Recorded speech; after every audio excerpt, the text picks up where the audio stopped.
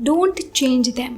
आप किसी को मत बदलिए, क्योंकि आप किसी को नहीं बदल सकते। जितनी जल्दी आप इस बात को एक्सेप्ट कर लेंगे उतनी जल्दी आपकी लाइफ इजी हो जाएगी। कोई भी इंसान सिर्फ और सिर्फ तभी बदलता है जब उसे बदलना होता है। और अगर कोई आपको ऐसा दिखा रहा है कि वो आपके लिए चेंज हो रहा है, तो वो सिर्फ और सिर्फ दिखावा कर रहा है। जैसे ही उसका मतलब खत्म हो जाएगा, तुरंत ही वो अपने असली रूप में आ जाएगा। लोगों के स्वभाव को बदलना इतना आसान नहीं होता। लोगों को खुद को बदलने में भी कितनी मेहनत करनी पड़ती है, फिर आपके कहने से तो वो क्या ही बदलेंगे। तो दूसरों को बदलने में अपना टाइम वेस्ट मत करिए, इंस्टेड अपना टाइम इन्वेस्ट करिए खुद को बदलने में, खुद की जिंदगी बेहतर बनाने में और खुद का माइंड स्ट्रांग बनाने में, ताकि ना चाहते हुए आपको टॉक्सिक लोगों के साथ डील ना करना पड़े। और इन केस जब आपके पास कोई ऑप्शन ना हो, तो उस सिचुएशन को आप बेहतर तरीके से हैंडल कर पाए। हेलो जी, नमस्ते, मैं हूँ काजल और KTGT में आपका बहुत बहुत स्वागत है।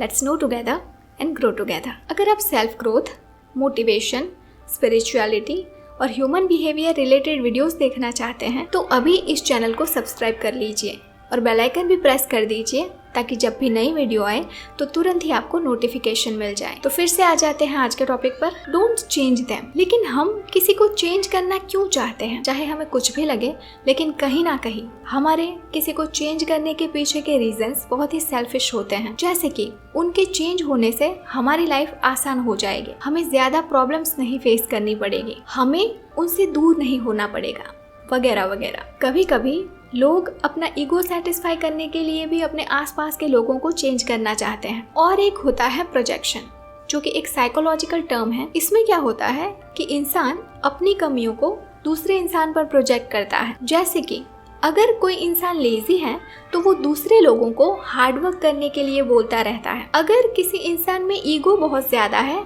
तो वो दूसरे लोगों को हम्बल रहने के लिए कहता है। ऐसा बहुत कम होता है कि हम सच में किसी को उसके भले के लिए बदलना चाहते हैं। जब भी हमें किसी इंसान की थोड़ी बहुत चीजें अच्छी लगती है, तब हम उन्हें खोना नहीं चाहते और हम चाहते हैं कि वो अपनी बुरी आदतें भी चेंज कर दे, ताकि या तो हमारी लाइफ इजी हो जाए या फिर हमें उन्हें खोना ना पड़े। तो इस केस में हमें क्या करना चाहिए?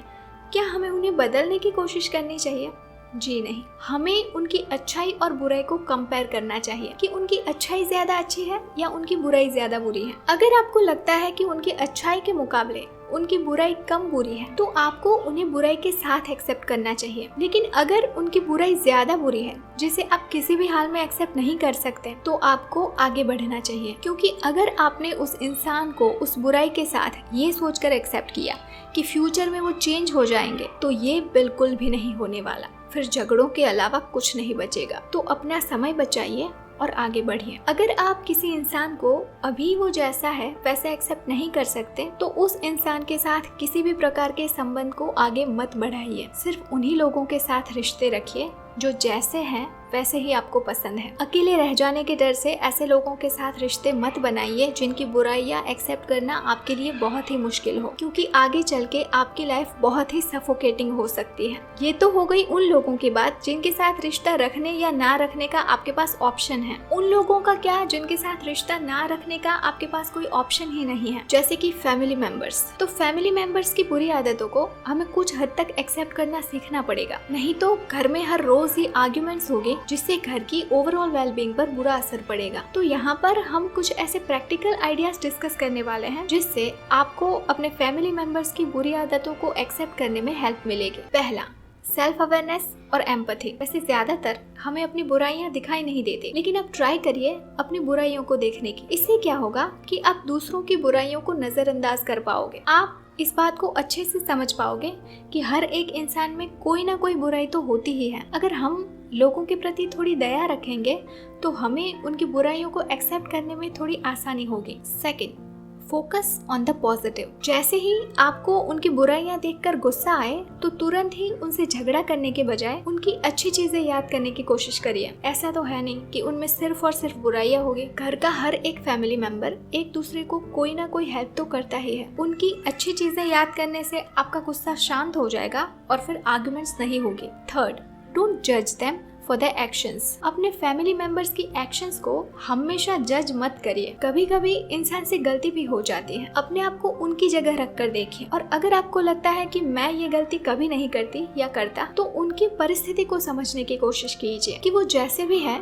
उसके पीछे के क्या कारण है, उनकी पास्ट कंडीशनिंग कैसी रही है और उनकी लाइफ के स्ट्रगल्स क्या रहे हैं, जिससे आप उन्हें समझ पाएंगे। फोर्थ, कम्युनिकेट विथ काम। अगर आपके फैमिली मेंबर की कोई आदत आपको नहीं पसंद है तो उन्हें ब्लेम करने की बजाय उन्हें शांति से बताइए। उनके साथ प्यार से डिस्कस करिए कि उनकी वजह से आपको क्या परेशानी हो रही है। इससे वो बात को समझ भी जाएंगे और वो ट्राई भी करेंगे कि उनकी वजह से आपको तकलीफ ना हो। लेकिन अगर आप उन्हें ब्लेम करेंगे तो ईगो बीच में आ जाएगा और आपकी प्रॉब्लम सॉल्व नहीं होंगी और आपके रिश्ते खराब होंगे। Fifth, forgive freely. अगर आपके फैमिली मेंबर की वजह से आपको छोटी मोटी प्रॉब्लम फेस करनी पड़ती है तो उन्हें माफ कर दीजिए। ज्यादा समय तक अपने मन में उनके लिए गुस्सा मत रखिए, वरना आपकी ही मेंटल हेल्थ खराब होगी। अगर आप उन्हें माफ करना सीखेंगे तो आपको उन्हें बदलने की जरूरत महसूस नहीं होगी। And last point, set healthy boundaries.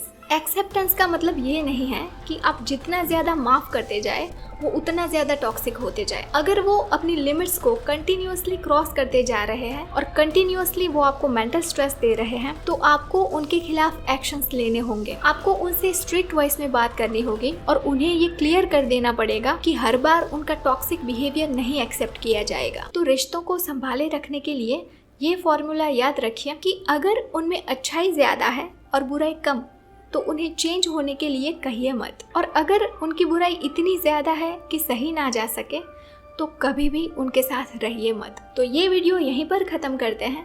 अगर आपको ये वीडियो हेल्पफुल लगी हो तो इसे लाइक कीजिए और अपने फ्रेंड्स और फैमिली के साथ शेयर करके इसे ज्यादा लोगों तक पहुंचाने में अपना योगदान दीजिए। इस वीडियो को पूरा देखने के लिए आपका बहुत बहुत धन्यवाद।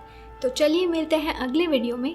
तब तक के लिए stay blessed, stay beautiful, bye bye, take care, love and light.